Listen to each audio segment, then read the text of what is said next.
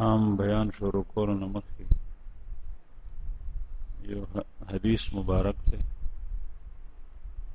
بعضې ملګري چې هغه کوم راغلي دي ناست دي هغوی ته پکې خوشخبري ده، نو هغه حدیث درته بیانوم. حدیث مبارک کې راځي رسول الله صلی الله علیه وسلم فرمایي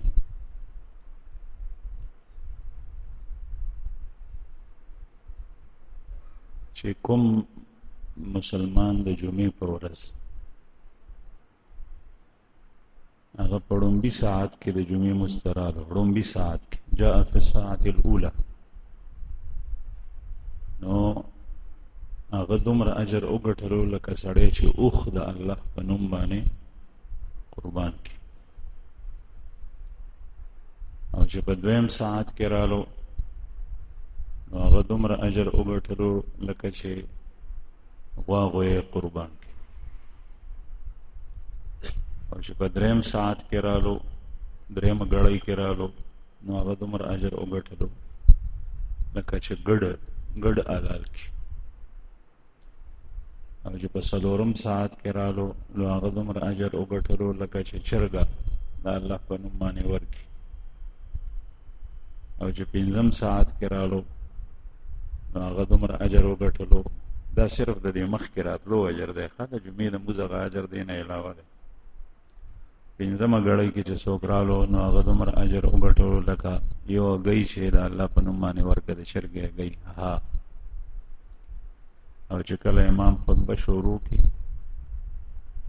نو بیا دغه فرښتې چې د جومات په دروازه ولاړې نومونه لیکي چې کوم اول راځي کوم دویم راځي، نو بیا د رجسټرې بندې کړي او بیا د خطبې اورېدو ته کښېني. نو دې معلومه شوه چې دا تقسیم د دې ساعاتو دا تر خطبې پورې دی، خطبې پورې اخري وخت خطبه ده، او دا یو کس نه بلکې په ساعت اوله په ړومبي ساعت کې چې څومره کسان راغله او دا ړومبی ساعت شروع کېږي د کوم ځای نه، په دې کې د علماو اختلاف دی. بعضې وایي د سهار د مونځ نه وروستو، بعضې وایي د نور راختو نه، او بعضې وایي د زوال نه پس. خو بهر حال که د نور راختو نه یوازې نو ړومبي ساعت نه مراد هغه دی چې په ابتدا کې څوک راغلي. یو قول دام شته چې کوم ړومبی کس رالو د هغه کس نه دا ساعت شروع شي. دلته الحمدلله بعضې ملګري 9 بجې راځي، نورو جوماتونو کې دا حدیث مبارک ته چې وګورئ نو د دې مصداق نه، ځکه چې امام لګي تقریر کوي او یو قسم ورته مهدنې ناست. نو دا خوشخبري مې تاسو ته درکوله چې په دې کې بعضې کسان 9 بجې راغلي دي، بعضې 10 بجې راغلي دي، 10:30 بجې 10:30 بجې خو دغه ځای کې 3-4 صفه د منځ کې ځای نه اخوا دې خوا وي او دې منځ کې نه 10:30 بجې. نو الحمدلله تاسو ته الله جل شانه دغه اجر درکوي په مفته کې راتللو دا اجر دی. دا د ړومبي راتللو ساعت اوله کې، ساعت ثانیه کې، ساعت ثالثه کې دغسې.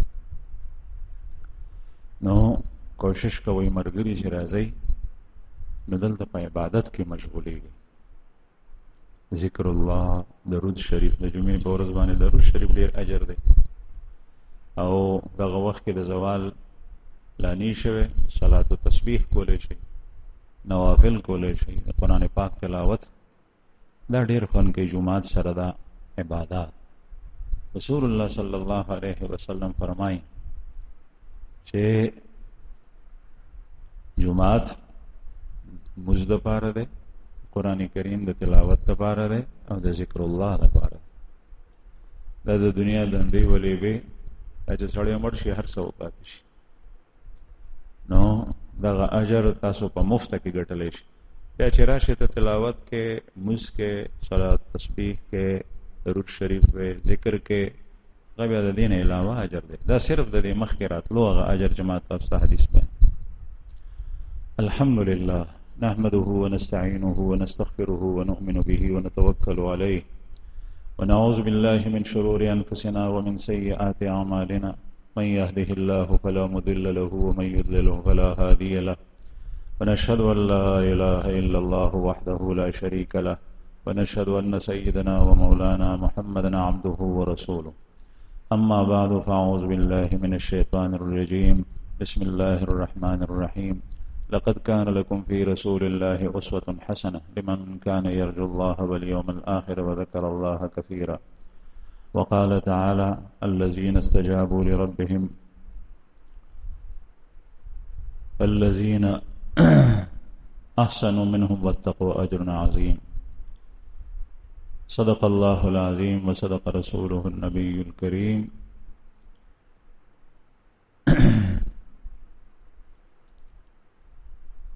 ونحن على ذلك من الشاهدين والشاكرين والحمد لله رب العالمين. درود شریف وایي.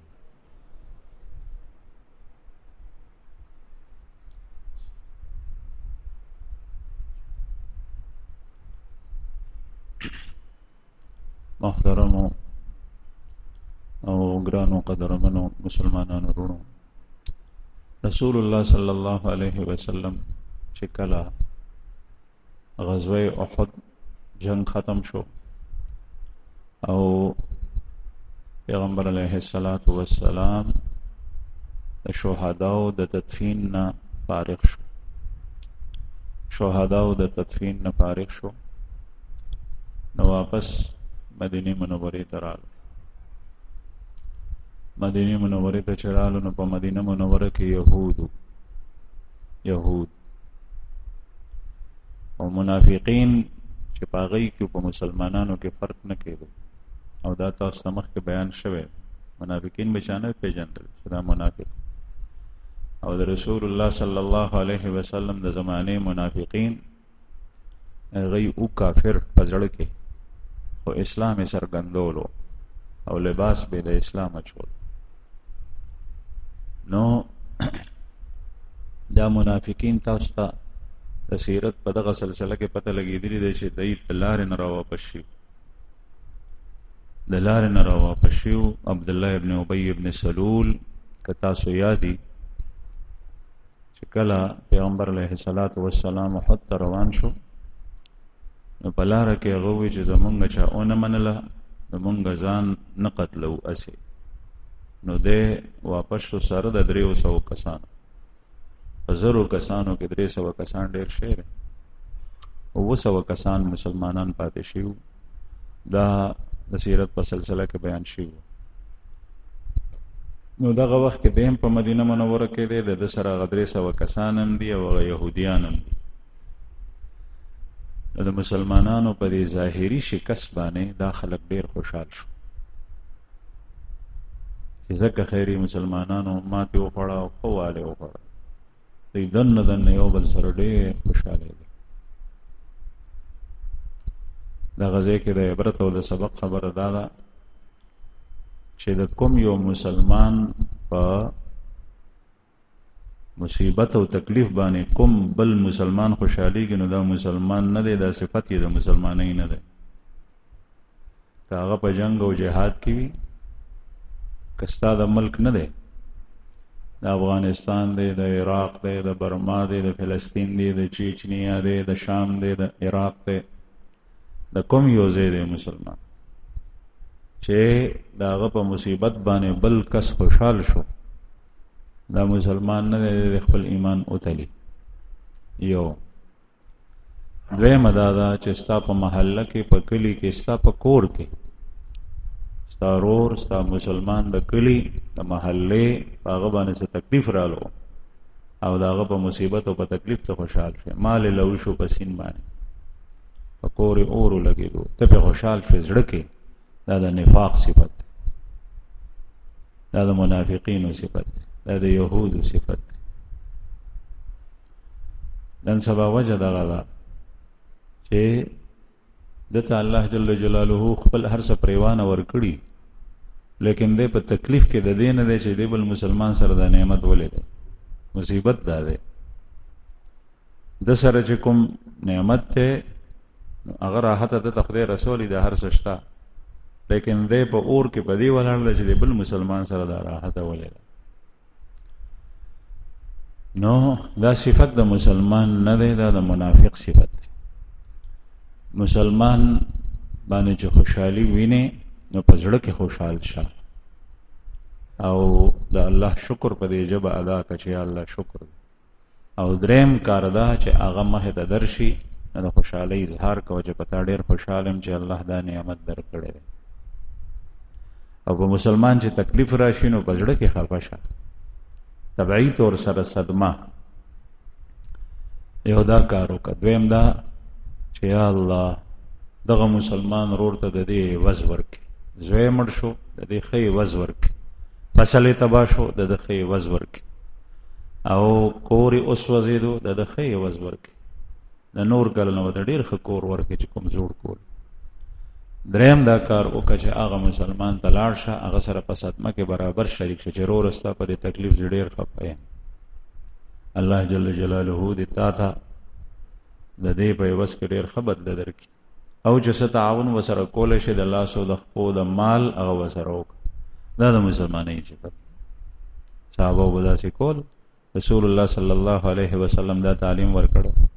نن سبا هر یو سړی د خپل ګریوان کو وګوري چې هغه په دې اصول کې ضابطه کې او د رسول الله صلی الله علیه وسلم د صحابو د معاشرې چې کوم هغه وخت یې رولو په دې کې د څومره وبو کې د هغې سره برابر دی. نن سبا خو داسې کېږي چې خپل ماشوم ته کیلونه واخلي نو ورته وایي چې د نورو ماشومانو ته لاړ شه او هغوی کې د خپله کیلونه دا ډنډه ډنډه کو چې د ټول ماشومان ورسره یتیم دی که مسکین دی که فقیر دی چې هغوی ویني او ته دا کار کوي چې زما ماشومانو سره دا څه شته د سره نشته دی. د بل مسلمان بچی پې زیری، بل مسلمان پې باندې زیری، هغه ته تکلیف او وضعیت ورکوي او بل مسلمان ته ایذا ورکول حرام. ته خو نرشه تکړه شه، هغه ستا مسلمان ورور دی چې خپل ته راړې بل ته هم راړه، او چې بل ته نشي راړې کم از کم د خپل ماشوم هغه شی پټ ساته. چې میوه کور ته راړې نو هغه داسې پټه ساته په څادر کې چې تا سره د لارې کوڅې ماشومان ونه ویني. نن سبا دا بربند شاپینګ بیګونه دي سپین، په هغه تور کې راړه، په څادر کې پټ کا، کیلونه راړې په دې انداز باندې راړه.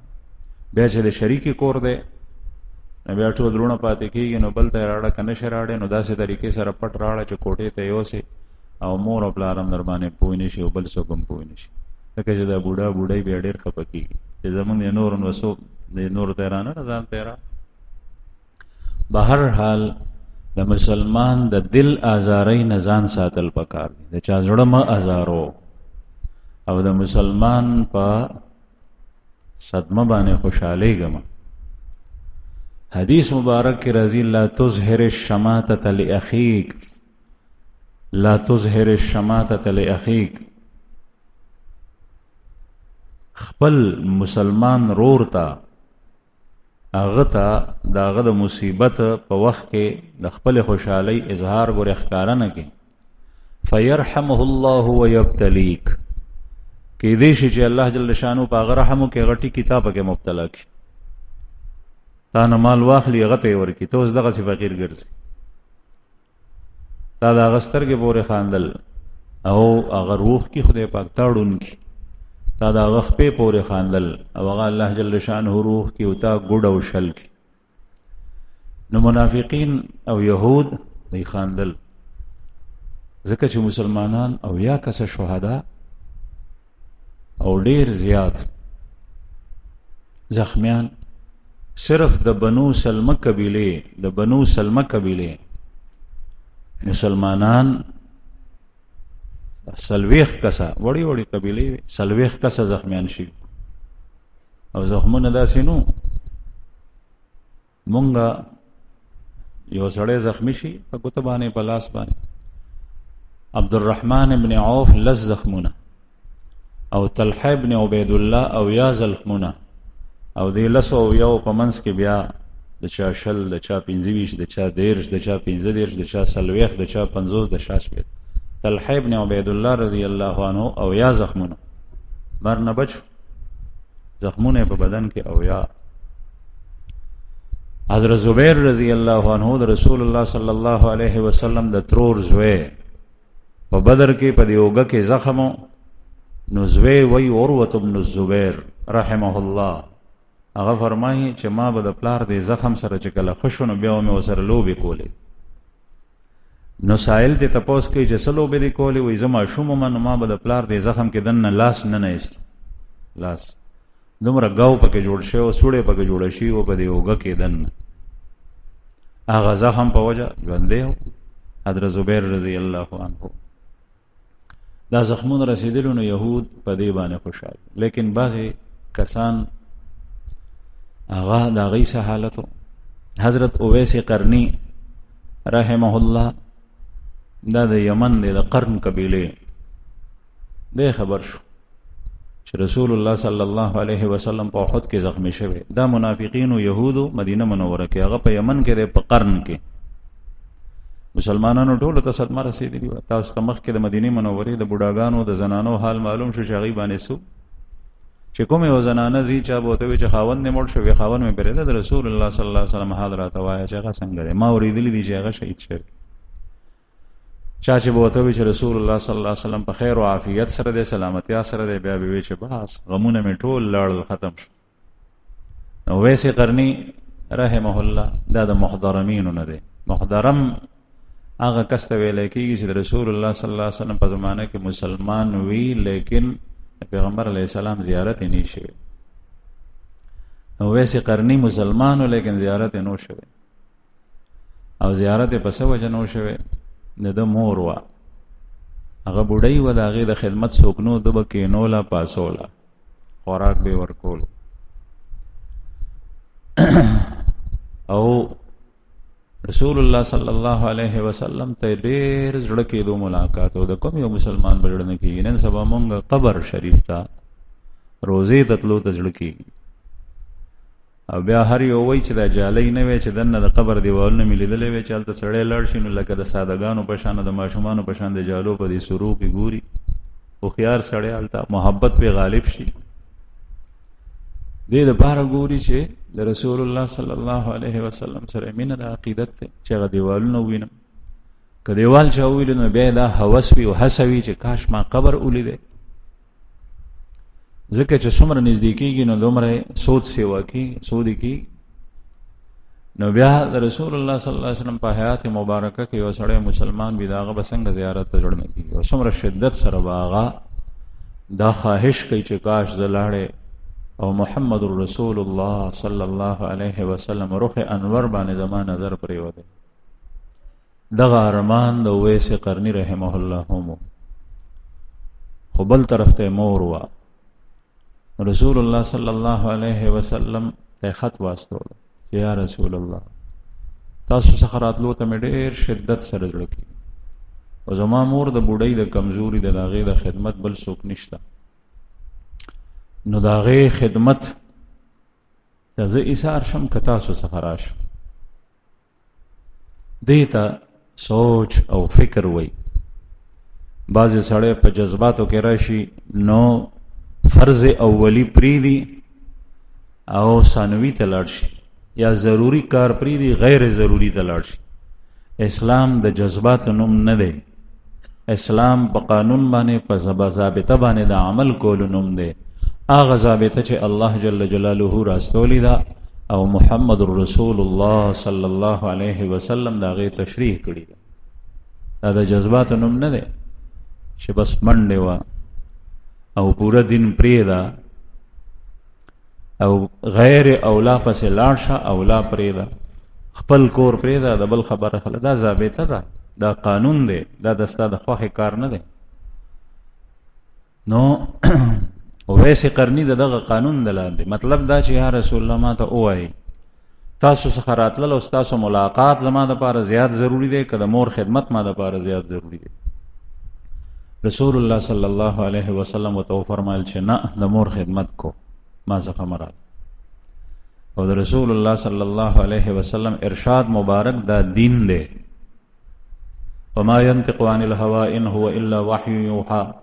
دا پیغمبر د خواهش نفس نه خبره نه کوي، ان هو الا وحی یوحى، دا د الله وحی.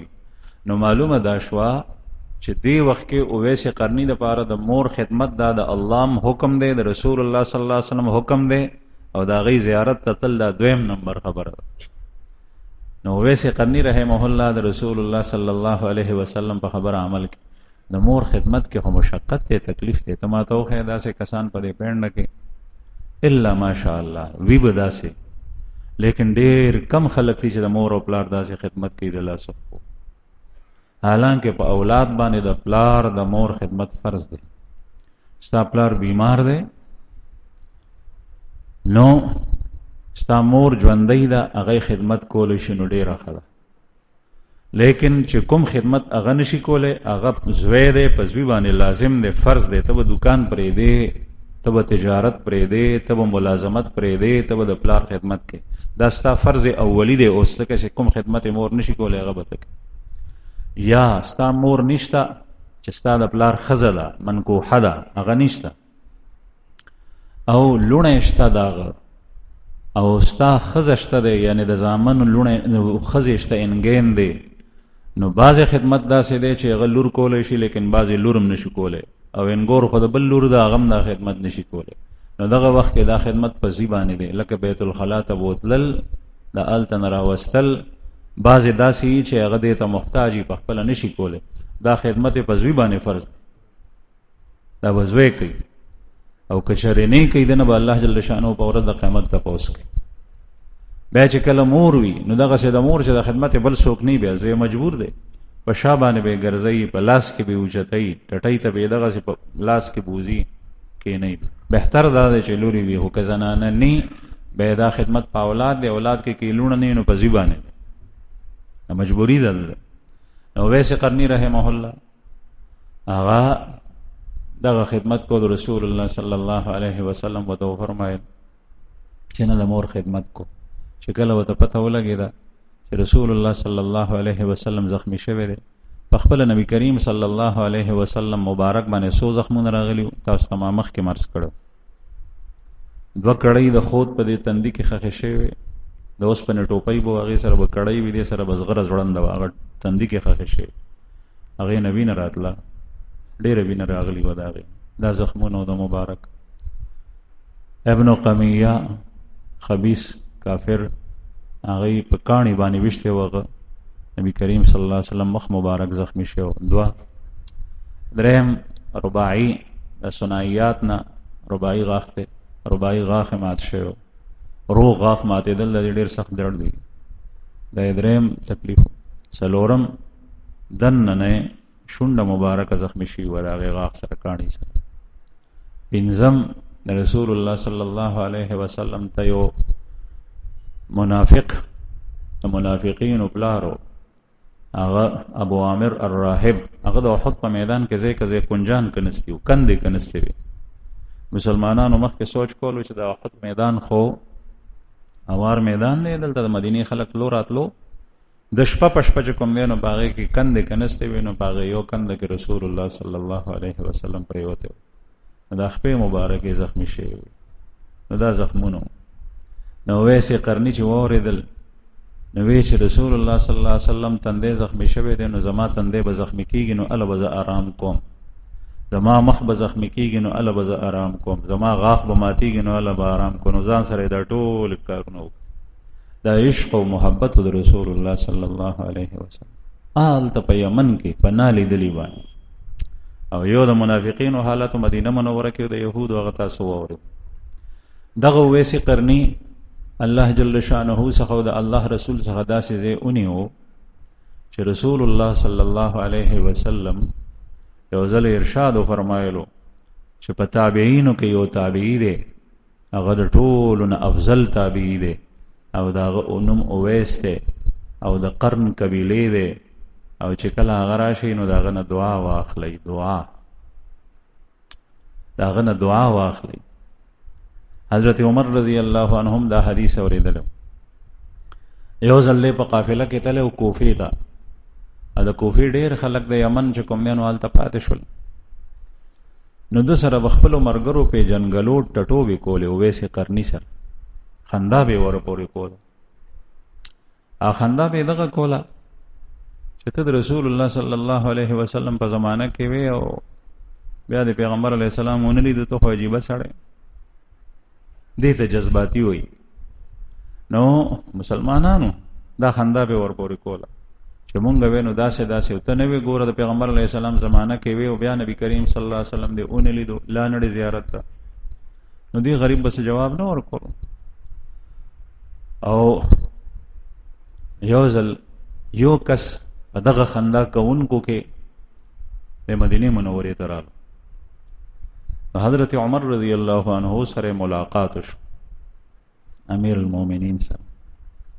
نو حضرت عمر رضی الله عنه وتوي چې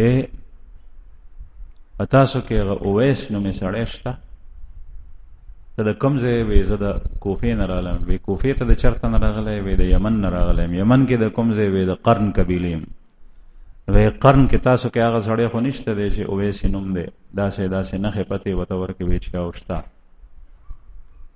وی د هغه په باره کې ما د رسول الله صلی الله علیه وسلم نه دا حدیث اورېدلی دی چې اویس سره ستاسو ملاقات وشي نو بیا د هغه نه بخښنه د ګناه د هغه نه د دعا مطالبه کو چې ما ته د استغفار وغواړه، د الله نه راته بخښنه وغواړه، ځکه چې د هغه دعا قبلیږي.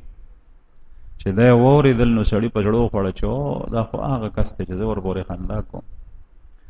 نو چې دی لاړو نو خپل کور ته لا نه دی تللی.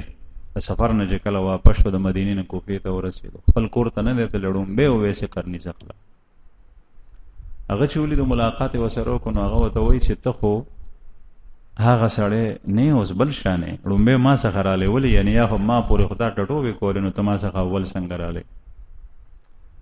ورته یې وی چې ما د حضرت عمر رضی الله عنه نه دا حدیث د رسول الله صلی الله علیه وسلم اورېدلی، نو بس هغه تیر باندې معافي غواړم او ما ته د الله نه بخښنه وغواړم. نو اویس قرني رحمه الله ورته فرمایي چې دوه کارونه کې یو هغه چې مخکې چې د راپورې ټټوبې کولې هغه مو کو، او ځکه چې سړي ته په تکلیف رسېږي، او دویم دا چې بل چاته به نه وي نو بیا راته استغفار وي. نو ورته وی چې نه، دواړه خبرې ومنل. نو پس د هغې نه یې ورته دعا وغوښته. او حضرت عمر رضی الله عنه څخه د ملاقات وشو. نو حضرت عمر رضی الله عنه امیر المؤمنین خلیفہ ثانی د رسول الله صلی الله علیه وسلم څومره نږدې یار ملګری، هغه ورته وایي چې اویس ما دپاره دعا وغواړه. ورته وایي چې امیر المؤمنین ستا قرب او نزدېکت د رسول الله صلی الله علیه وسلم سره څومره دی؟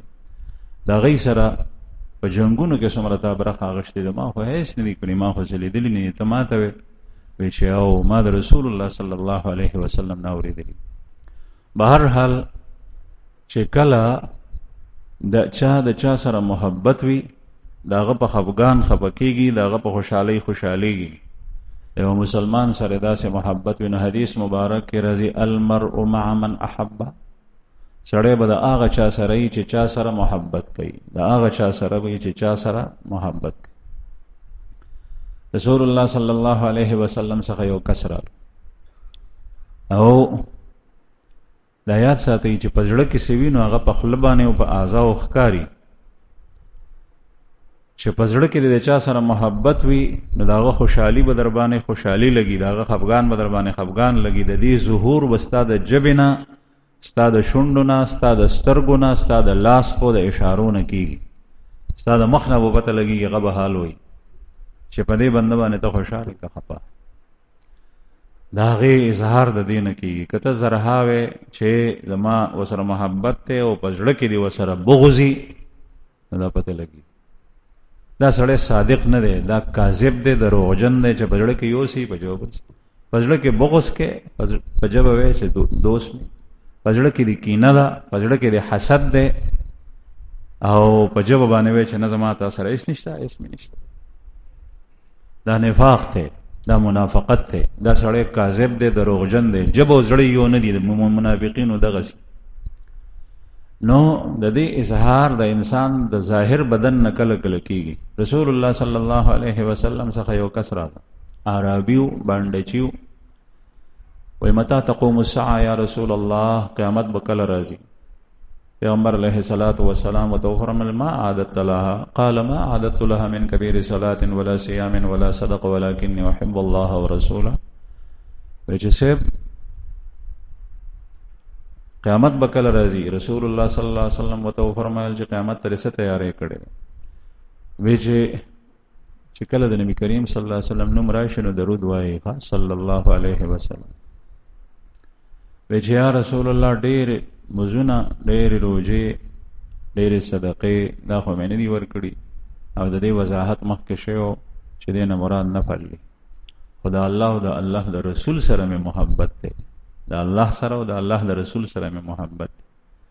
رسول الله صلی الله علیه وسلم وتو فرمایل المرء مع من احب چې د سړی چا سره محبت یې غي سره کوم سړی چې ډمان خوښي د ډمانو سره به حشری په قیامت کې کوم سړی چې زانیان خوښي د زوناتو سره به حشری په قیامت کې کوم سړی چې نشیان او شرابیان خوښي د غي سره به حشری په قیامت کوم سړی چې يهوديان خوښي د غي سره به حشری په قیامت کوم سړی چې رسول الله صلی الله علیه وسلم ګستاخ سره پجړ کې مینا ساتي چې بے ادبی د الله د پیغمبر د الله د دین د ادا الله د اسلام کې کله ډیر مزګزاري د حشر بداغي سره چې کوم چا سره او کوم سړی چې د نیکانو سره د اولیاء سره د انبیاء سره د کوم نیکو خلکو سره محبت کوي د حشر بداغي سره لم یکن عملهم كاعمالهم اگر کده دا عمل دا غي د اعمالو پشان ني د کردار دا غي پشان ني لیکن زړه کې وسره شدید محبتو نو د محبت به بغیر د کردار نه اغه لیست کې شریک کی او اغه جماعت کې به ادري نو محبت خو زما عزتمن او آسان دی د نیکانو خلکو سره د انبیاو سره د صحابه سره د اولیاء سره د علماو سره د صلحاو سره د اتقیاو سره محبت سره. د عربی او شاعر وی احب الصالحین ولست منهم لعل الله يرزقني صلاحا. زما د نیکانو خلکو سره محبت ته په خپل اگر ک نیک نیم خود نیکانو سره محبت ته او د خپل رب نو امید ساتم چې غم ما نیک جوړ کی نیک جوړېدل غواړي خو غزه ته لانه دې رسیدلې علماء سره صالحین سره مې محبت. نو بهر حال دا محبت اویس قرنی دیزه ته رسولو چې حضرت عمر رضی الله عنه امیر المؤمنین د دعا د پاراغت وای او دا حضرت عمر رضی الله عنه هغه کسته چې رسول الله صلی الله علیه وسلم د دعا د پاره دته وای چې اے روریا ما ګوره په دعا کې هیر نه کی دا عمر صاحب ته وای او عمر صاحب اویس قرنی ته وای چې ما د پاره مغفرت وا او رسول الله صلی الله علیه وسلم دته په کومه موقع ویلو پیغمبر علیہ الصلوۃ والسلام چې کله عمر صاحب عمرې ته تلو وی چې یا رسول الله عمرې ته مې جوړ کی وته وی چې ټیک ته روانې دو رخصت یې غشتو نو پیغمبر علیہ الصلوۃ والسلام وته فرمایي یا اخی لا تنسنا فی دعائک اے روریا اخی روریا د دې ترجمه دا ډېر محبت لفظ دی ضرور په ځای باندې روري لا تنسنا فی دعائک په دعا کې ګوره ما مه هېرو دعا کوا نو چاته د دعا لپاره ویل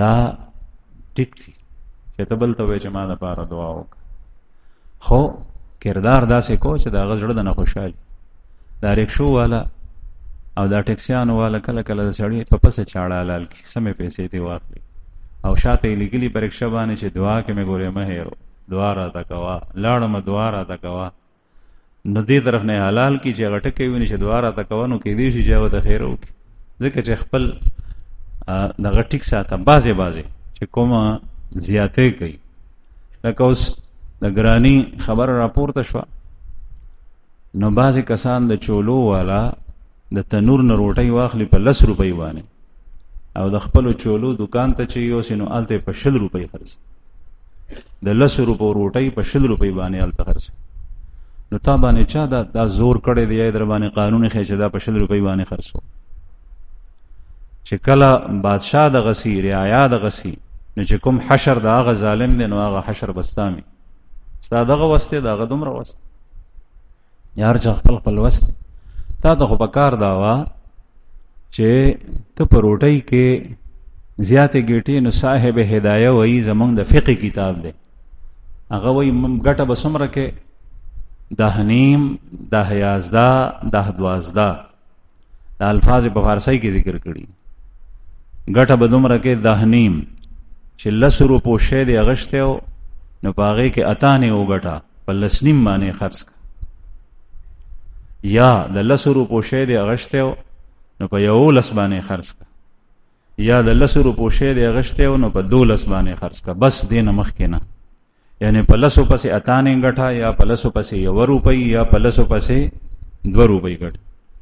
بعض حضرات وایي چې په سودا کې فرق دی، 3 قسم سوداګانې وي عموما، نو دا هغه 3 قسم سوداګانو باندې دا ګټه تقسیم ده. یو سودا هغه ده چې روزانه د سړي اغشتو د ضرورت پیښیږي، مثلا روټۍ شوه یا بل یو شی شو، بل یو شی شو، روزانه ته یو شی اخلي، نو دا 18 په هغه سیس پسې اخله چې کوم روزانه خرڅیږي را خرڅیږي د لږو پیسو شی. بعضې شی داسې وي چې هغه کله کله سړی خو اخلي، کله کله، لکه مثلا کپڑا شو، پیزار شو، نو په کپڑا او پیزار کې ځکه چې کال کې تقریبا یو جوړه اخلي، کپڑا او پیزار کې په 10 پسې 1 روپۍ ګټه، 10 پسې 1 روپۍ.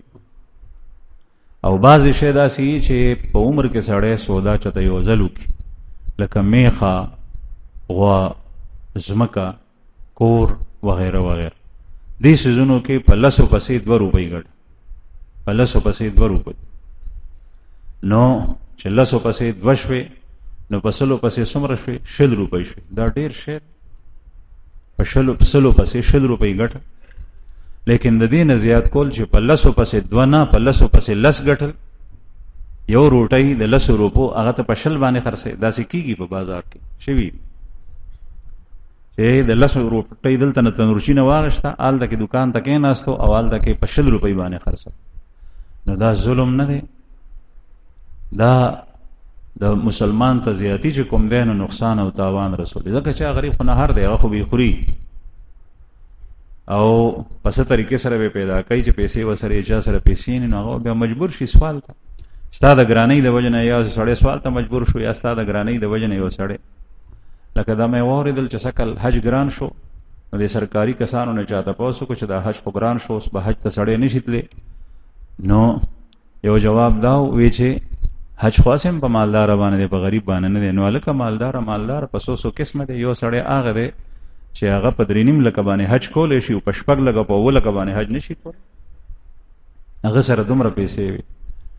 نو دا سه مثلا په دې پاکستان کې 2000 کسان چې هغه په 3.5 لک باندې د حج کولو وسو، په 6.5 لک باندې د حج کولو وس نشته، ستاد د غلطه فیصله او د ظلم او د زیاتۍ د وجه نه هغه حج نه پاتې شو. نو دا الله د عبادت نه دا کسان محروم کړ. تب په ورځ د قیامت باندې الله جل شانه ته څه جواب ورکړي؟ زه وزل په حرم شریف کې ناستم او موږ سره د هندستان د مرګري، هندستان د مسلمانان ډېر نیکان خلک دي، ډېر نرم او خو اخلاق والے، چې پوښي چې دا یا عالم دی یا څوک بل څوک ته، څوک دوه کسان ته نه ناست نه دی برا پاسي او مصافحه به سره کوي، تپوسونه کوي، ډېر خاندان سره ملاوي، ډېر خلک دي. نو مونږه دا د سن 2005 خبره ده چې حج ته ځتلې وم. مونږ تپوس وکړو چې تاسو په حج باندې څومره پیسې د ناغشتي؟ نو د یو 60,000 شپېته روپۍ. او هغه وخت تقریبا پاکستاني او د هندستان پیسې تقریبا یو فرق نو 70,000 روپۍ. او مونږ نه غشته 1,05,000، ایک اغم ډیر رعایت سره 1,05,000 ډیر خسړیو. مونږ چې سره تلیو کمې پیسې غشت. نو مونږ په خپلو کې خبرې کولې چې دینه 60,000 غشتي دي، مونږ نه 1,05,000 پیسې یو مره ده. اوس وګوره تقریبا یو په دوه فرق نزدیکیږي، ډبل زمونږ نه غشتي. او هندستان هغه په نرخاته کې دی او قبله خانه کعبه زمونږ نه په قبله ده. نو مونږ ته نږدې یو، په کار دار چې نږدې کوم سړی وي چې د هغه ټیکټ کم وي. نو چې څوک لري دي نو د هغه ټیکټ زمونږ نه کم دی، زمونږ زیات دی، زمونږ پیسې زیاتې لګي، د هغه پیسې کمې لګي. ښه دویمه ده چې هلته کې حکومت چې کوم دی نو هغه د هندوانو دی او زمونږ حکومت د مسلمانانو دی. نو دا بیا بیله هندو مسلمان ته په دې لحاظ سره نور چې ارسه کوي هندو دی، هغه نه د خیر تمه نه ده پکار. لیکن هغه وخت کې حکومت د حاجیانو د پاره دومره سهولت او دا غي د رهایش تنظیم او دا غي د ترانسپورت تنظیم داسې و چې یو کسب د هندستان مسلمان شکایت نه کولو، هر یو سیز وتا ډیر سہولت. مونږ ته پوس کړو زمونږ د ملک ترتیب هغه زمانه کې ډیر خراب و، د سرکاري داسې نو بیا رستو لغونه خشو هغه وخت ډیر خراب. نو یو حکومت مسلمان دی، هغه د الله جل شانه عبادت چې سوکي هغه ته دم. په سعودیا کې تاسو وګورئ جماعتونه سرکاري جوړیږي، چې چرته جماعت یو کس شروع کی یو شیخ داغه تمنا هي چې دا جماعت ما جوړ کې حکومت په زور واخلي چې نزوي جوړ او ډیر خولي انداز سره جوړ کی او پاغه کې تنظیم د امام داغه د تنخواه داغه د خادم د جماعت د هر یو سیس هغه د حکومت د طرف. او دلته کې جماعت جوړیږي که مدرسه جوړیږي نو د حکومت کوشش دی چې دا جماعت دا جوړ نشي، دا ځای جوړ نشي. په دې باندې موږ چې داوا وکړو چې دا زمونږ په کار راشي، پاغه کې پارک جوړ کی د خلکو د سیر او د تفریح ځای جوړ کی، لیکن جماعت نه. ځکه چې جماعت زمونږ حکومت ته خطر ده، په دې کې به خلک را دي چې هغه به دیندار وي، هغه به د دین په باره کې دین سره به محبت یو، دا سړی زمونږ ته خطر ده. نو زما عزتمند دا د مسلمانۍ کارونه نه دي. نو عرض می دا کولو چې رسول الله صلی الله علیه وسلم اویس قرنی د نبی کریم صلی الله علیه وسلم سره محبت، نو په هغه محبت کې دا وک. او حضرت عمر رضی الله عنه هغه ته د دعا د پاره دا وی، پیغمبر علیه الصلاۃ والسلام چې کله د احد نه واپس رالو صرف یو شپه تیر کا، سحر ته بیا جنگ ته روان شو. یو شپه تیر کا سحر بیا جنگ ته روان شو. په دې شپه کې تاسو سوچ وکړئ چې او یا کس شهدا شوي، د چا به پلار پکې شهیدی، د چا به زوی، د چا به روري، دا صدمه به څومره یو. بل یو سړی په بدن کې 40 او 50 او یا زخمونه، دغه حالت بسی. او دغه زخمی صحابه کرام نوی نه وی چې نوې سړی به ما سره نزي حمراء الاسد جنگ ته، داغه تفصیل ته بیا ان شاء الله بیانوم بلې جمعې. دا به ما سره دي د شپې د ټول حضرات چې کورونو ترال نو په هر یو کور کې اور بلیدو، اور د شپې غیر چاپیر اورونه بلیدل. دا څه د پاره؟ د ټکور د پاره. صاحب کتاب وی سیرت حلبیه والا چې هیڅ علاج نو کړي، ډاکټر باندې طبيب باندې نه، علاج تلا سم شوی نو کورونو کې ټکورونه زخمونو تور کول. بس چې چا به پوزه درای څه شی په پکور کې وو هغه به سوزولو او بیا به وتا غزخم دا غین ډکول. کورونو کې زنانو خپل خپلوانو چې د چا سوکو دا ټول زخمونو علاج په دی باندې کولو. نو د شپې آرام نو، بل چې سړی زخمی شي تاسو زما چې ګوته خوک شي نو بیا پته لګي چې خوب درځي نه دي. زما د کټه ګوته د نوک او په پټه کړي وي نو په طالبای زمانہ وا نو درې شپې مې مسلسل د درد وجه خوب نو کړي. بیا آخر ډاکټر را دوست یو نوک او په پټه کړي ایو سړی کې او یا زخمونه 40 او 50 زخمونه. تاسو سوچ وکړئ هغه به څه حالت د ټول شپه خوب نه او دردونو. بیا نبی کریم صلی الله علیه وسلم په سبا باندې اعلان کړي چې دشمن را روان دی، خطر ده په مدینه باندې حمله کوي او زئی چې د دشمن دراتلو نه مخکې پیشبي مونږ هغه ته مخ ونیسو. او رسول الله صلی الله علیه وسلم مبارک باندې په خپل 15 زخمونه او د خور ټوپۍ بیا په سر کا صحابي وای چې سره سترګې ښکارې دي نور بدن نه زخمونو سره او زغره واچولا او په اس باندې مبارک کېناست. د دې اسنم صحابه صحاب هغه اس باندې کېناست. د نبی کریم صلی الله علیه وسلم د سورلیو نمونه افلان کې را پرانی زئی هغه باندې اسباب واچو.